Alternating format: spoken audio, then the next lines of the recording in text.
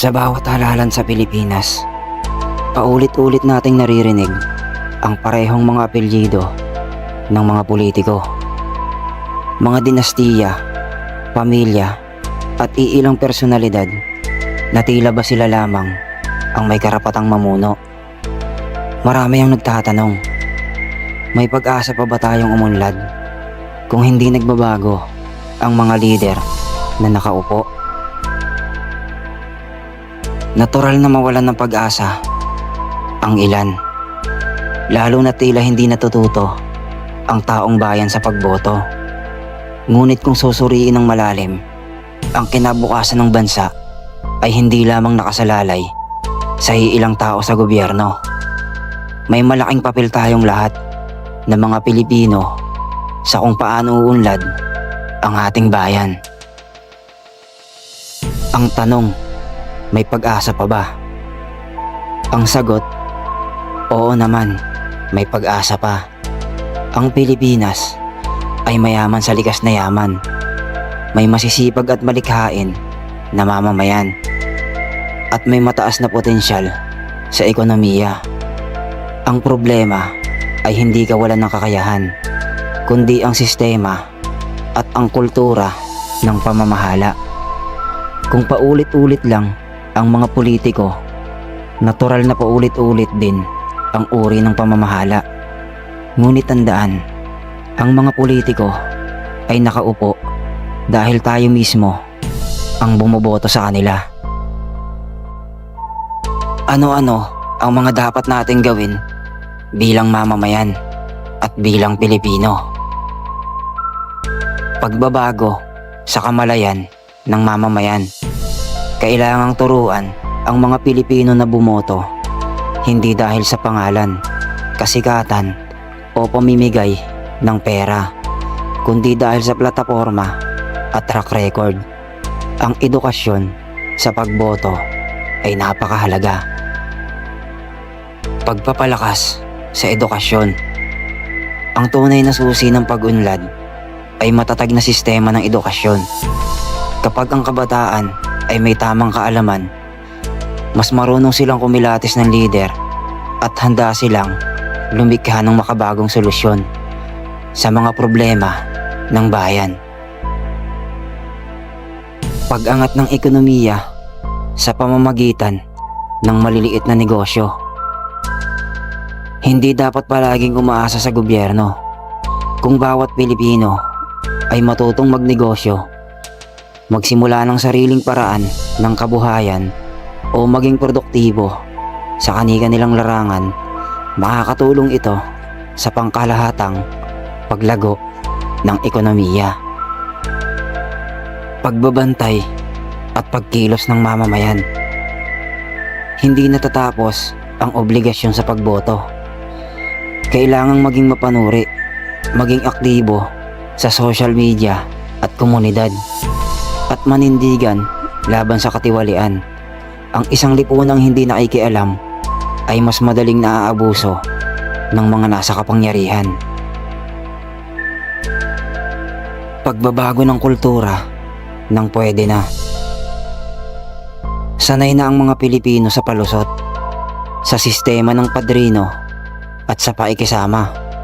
Kung babaguhin natin ito at magiging mas disiplinado at responsable, makikita natin ang pagbabago sa mahabang panahon. Bakit patuloy na naghihirap ang mga Pilipino? Marami ang dahilan kung bakit hindi pa rin umaangat ang pamumuhay ng nakararami sa ating bansa. Kakulangan sa trabaho at mababang sahod. Maraming Pilipino ang may trabaho, pero hindi sapat ang kita para sa pang-araw-araw na gastusin. Mataas ang presyo ng bilihin, pero nananatiling mababa ang sahod. Kaya kahit masipag ka, nananatiling kapos ang karamihan. Kakulangan sa edukasyon at kasanayan. Ang edukasyon sa Pilipinas ay may kakulangan sa kalidad. Dahil dito, maraming kabataan ang hindi handa para sa mga modernong trabaho, lalo na sa teknolohiya at internasyonal na merkado. Pag-asa sa overseas work. Maraming umaalis para magtrabaho abroad dahil hindi sapat ang oportunidad dito.